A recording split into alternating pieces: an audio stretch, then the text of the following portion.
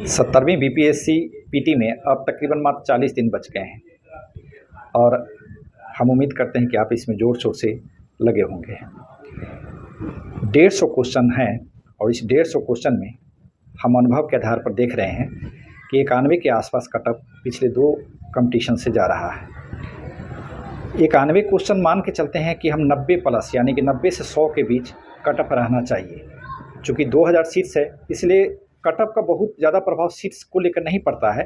हाँ, level of question को लेकर के कटअप का प्रभाव पड़ता है। यदि क्वेश्चन का लेवल इजी हो गया तो कटअप ऊपर जा सकता है और क्वेश्चन यदि टफ हो गया तो कटअप नीचे भी आ सकता है। लेकिन आपको जिस बात पर ध्यान देना है अभी कि आपका जो मटेरियल अभी तक तय कर चुके होंगे कि इन विषयों की मुझे पढ़ना है, ये विषय इस किताब से पढ़ना है। अभी मुख्य रूप से नई किताबों को अवॉइड करिए और जो किताब आपने तय कर रखी है पहले से उन्हीं को पढ़िए। मैं आज सिर्फ इतिहास के विषय में बताता हूँ कि इतिहास की तैयारी आप कैसे करें।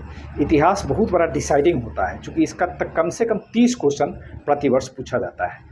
तो 30 क्वेश्चन की तैयारी के लिए आप लूसेंट का इतिहास पोर्शन पढ़ लीजिए।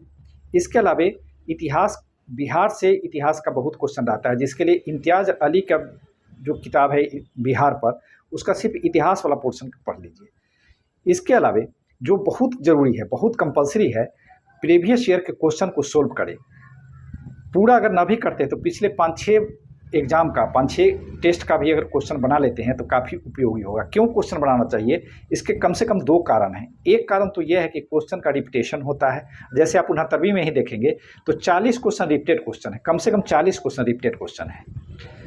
दूसरा यह है, क्वेश्चन बनाने का दूसरा प्रमुख कारण यह होता है कि जब आप क्वेश्चन बनाते हैं तो आपको लेवल का पता चलता है कि किस स्टैंडर्ड का क्वेश्चन पूछा जाता है। तो आप जब लेवल का पता चल जाता है तो आप पढ़ते वक्त वो फोकस करते हैं कि हमको इस स्टैंडर्ड का क्वेश्चन पढ़ना है।